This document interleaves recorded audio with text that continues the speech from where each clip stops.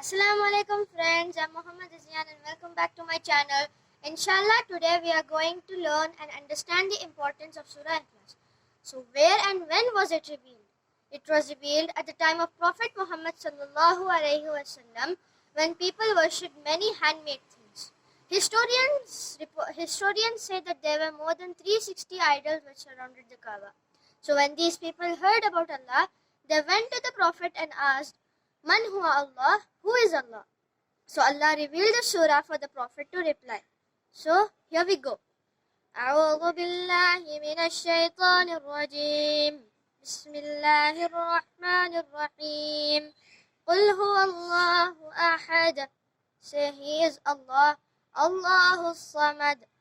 Allah is Al-Samad, the perfect who everyone needs and He needs no one. Lam yalid wa lam yulad. He doesn't have children and he wasn't born. وَلَمْ يَكُنْ لَهُ كُفُوًا أَحَدٌ. And there is nothing as same as him. So friends, we read Surah Ikhlas in our daily prayers. But do we know the importance of it?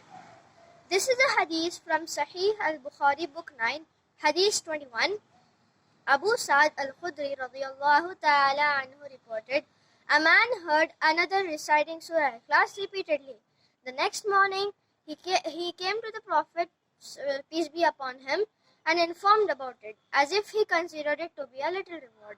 On that, the Messenger of Allah sallallahu alaihi wasallam replied, by him in whose hand my soul is, this surah is equal to 1/3 of the Quran.